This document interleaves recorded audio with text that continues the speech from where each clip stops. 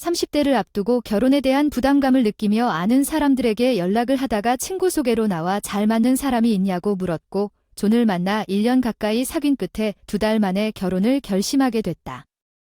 결혼 생활의 한계점에 이르렀습니다. 가능한 한 빨리 이혼하고 싶었습니다. 데이트하는 동안 몇 가지 위험 신호가 있었지만 결혼에 대한 열망이 너무 강해서 JK의 모든 결점을 눈감아 버렸습니다. 돌이켜보면 20-20이라고 합니다. 제 이름은 미아이고 29세 간호사 존입니다. 저보다 8살 선배인 존은 알고 보니 자랑스럽고 믿을 수 없는 거짓말쟁이였습니다. 그의 직함은 거짓말이었습니다. 존은 실제로는 그냥 평범한 사람이었습니다.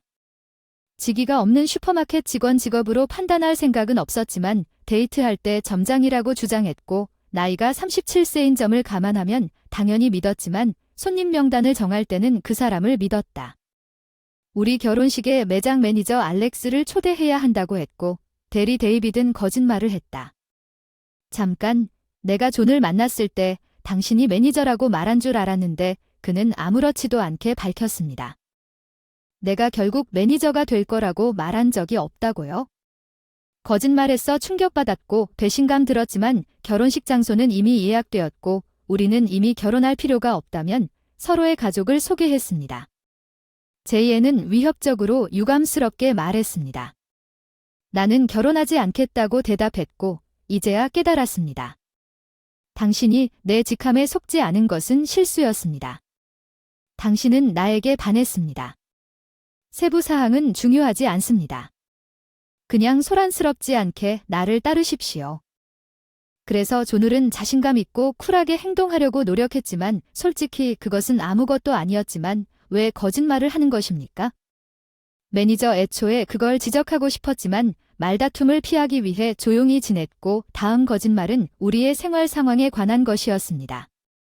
이 거짓말로 인해 우리는 그의 부모님과 함께 살게 되었고 존과 저는 결혼 전에 친부모님과 함께 살았지만 나는 결혼하면 부모님 집 중간에 집을 지자고 제안했습니다. 나는 항상 낡은 임대주택에서 자라면서 단독주택을 소유하는 꿈을 꾸었습니다. 결혼하고 나면 나만의 집을 원한다는 것을 알았습니다. 이 목표를 위해 절약하기 존은 흔쾌히 동의했기 때문에 주택 전시회와 부동산 중개인을 방문하는 것이 우리 데이트의 정기적인 부분이 되었지만 선택 범위를 좁혀야 할 때 지난주에 보았던 장소로 가야 할지 초등학교 근처에 있는 것이 좋을 것입니다. 내가 존을에게 물었을 때 여동생은 시끄러워서 초등학교 근처에 살고 싶지 않다고 했고 엄마는 병원 근처에 있고 싶어하고 아빠는 우리가 어디 사는지 상관하지 않는다고 하더군요. 그의 퍼즐을 표시할 공간이 있는 한 당신의 여동생 어머니와 아버지의 선호도가 왜 여기에 들어오는 걸까요? 당신이 이것을 알고 있는 것은 우리 둘뿐일 것이라고 생각했기 때문에 나는 충격을 받았습니다. 나는 장남입니다.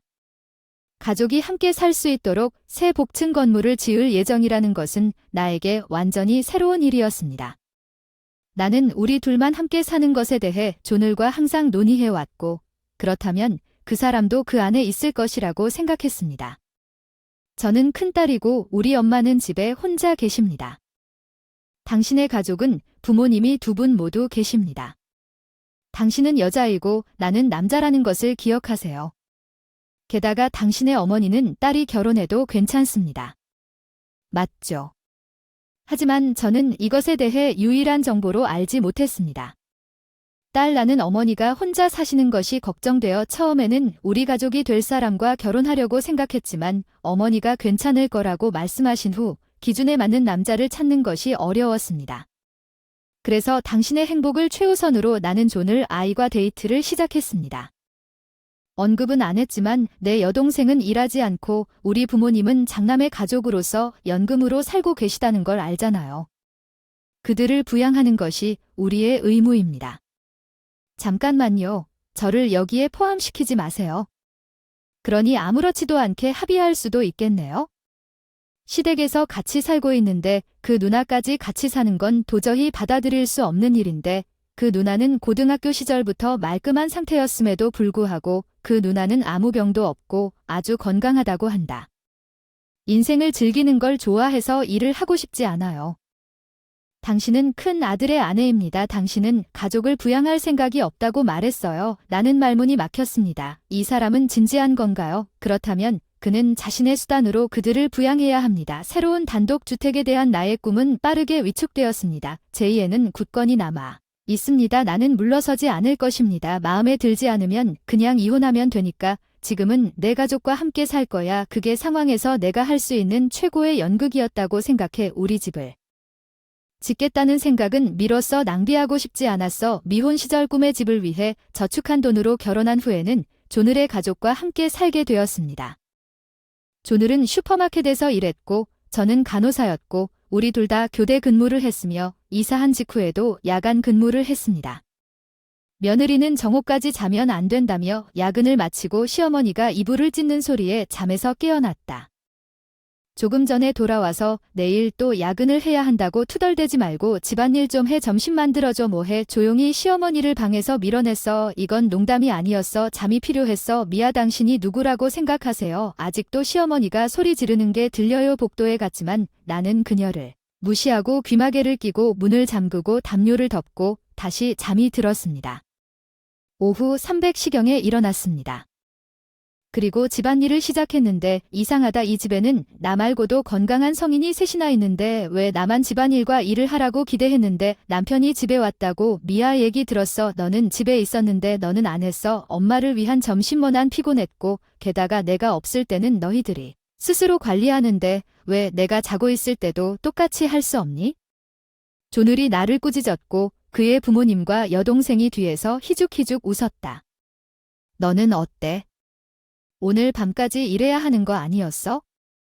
언니가 가족의 긴급 상황이 있다고 전화해서 일찍 나갔어.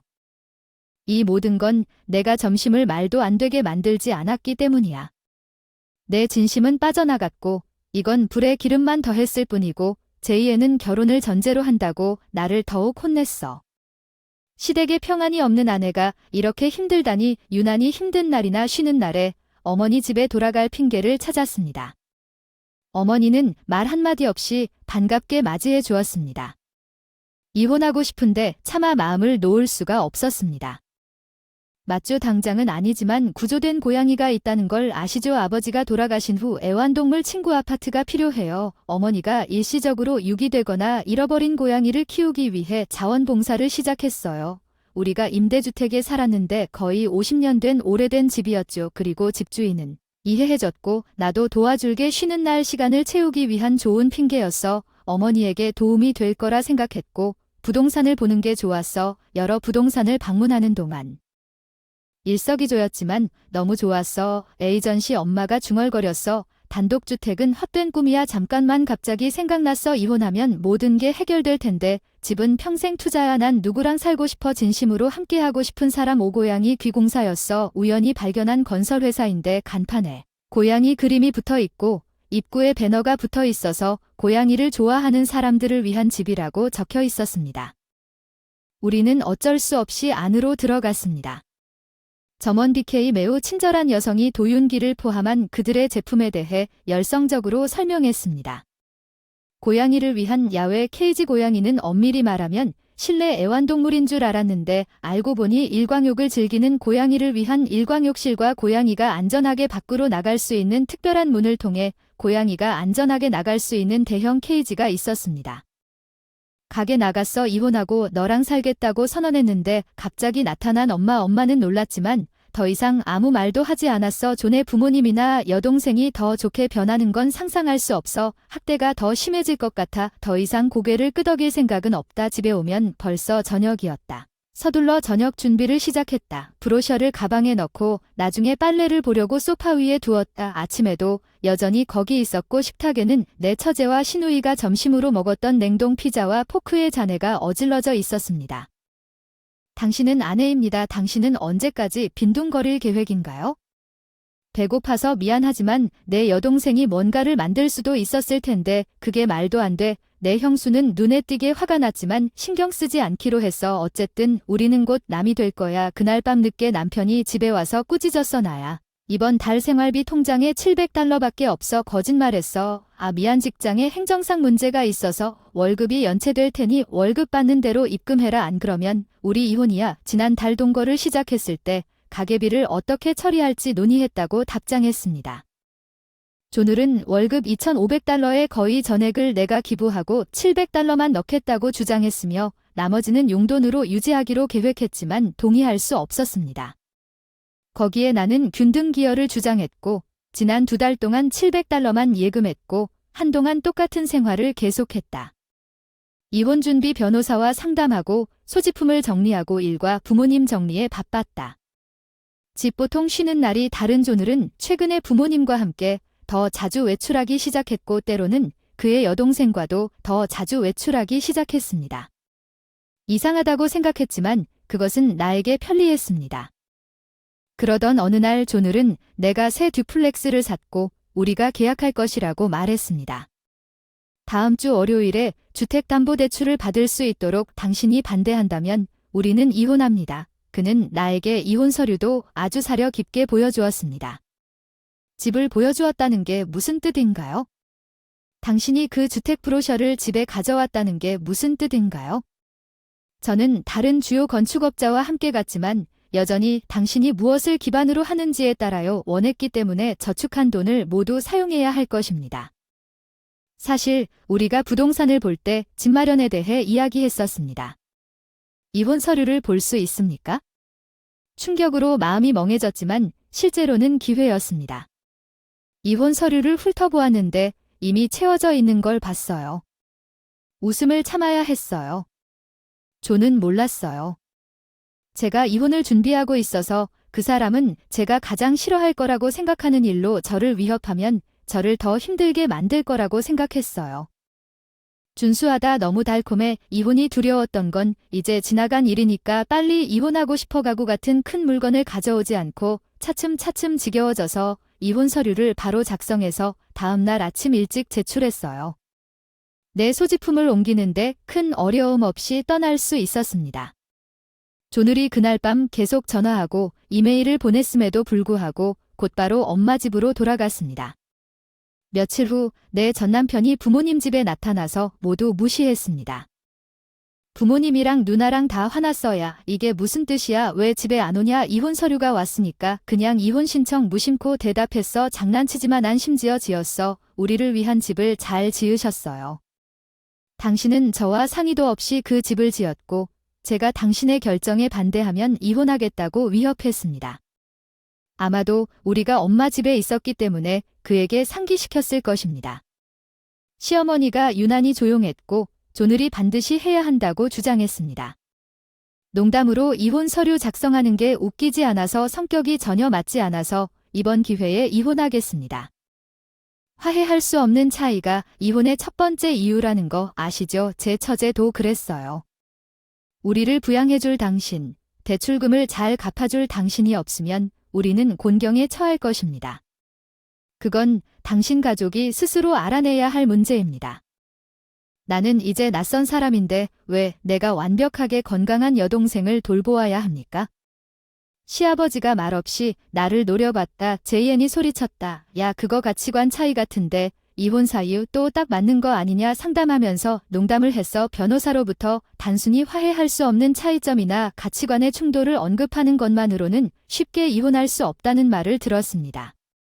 그러나 조늘의 경우에는 직업과 수입에 대해 거짓말을 했고 일상적인 태도에 언어적 폭력이 가해져 일방적으로 저에게 이혼을 강요하려 했습니다. 생활비를 모두 충당하기 위해 그는 스스로 복층집을 구입한 다음 이혼서를 작성하여 나를 협박했기 때문에 이혼 이유가 분명했습니다. 나는 이 이혼을 받아들이지 않을 것이라고 조는 주장했습니다. 인정하지 않는다고? 네가 직접 썼다고? 내 아버지, 어머니가 증인이야. 내 휴대폰 화면을 보여줘서 잘한 일이야. 변호사에게 제출하기 전에 사진을 찍은 그 순간 어머니가 나타나서 촬영 중이었어. 전화기에 있는 모든 걸 경찰에 신고했어요. 엄마가 나에게 아무 말도 하지 않으셨는데 엄마가 분명히 화를 내셨는데 내가 원하면 공개할 수 있는 모든 것을 녹음했어요. 시아버지는 경찰에 대한 언급에 당황했습니다. 제발 경찰은 안 돼요? 안 좋을 것 같군요. 그만하세요. 저는 항상 시아버지가 조용한 사람이라고 생각했는데 이런 상황에서는 큰 소리로 말하는 것 같았습니다. 존을에 자랑하는 경향이 있다는 이상한 방법은 존을과 그의 가족이 마지못해 우리가 무엇을 할 것인지를 떠난 그의 아버지로부터 나온 것임에 틀림없습니다. 우리는 주택담보대출을 잘 갚을 수 없습니다. 취소하는 수밖에 없는 것 같아요. 나는 그들이 이미 계약을 맺고 있고 존을의 수입만으로는 집을 마련하는 것이 불가능하다면 취소 수수료가 적용될 것이라는 것을 알고 있었습니다. 나중에 바로 서비스를 제공할 수 있으며 아마도 그들의 공개 이미지에 대해 걱정했을 것입니다. 그들은 소란 없이 나에게 합의금을 지불했고 몇 달 후에 엄마와 나는 우리 드림홈으로 이사했습니다. 구조된 고양이들이 살기에 딱 맞는 고양이년 건설로 지은 새로운 단독 주택입니다. 엄마의 구조 활동을 알고 있는 건설회사는 시세보다 훨씬 저렴한 가격으로 우리에게 딱 맞는 집을 지었습니다. 끝이 좋으면 다 괜찮을 거라고 생각하세요?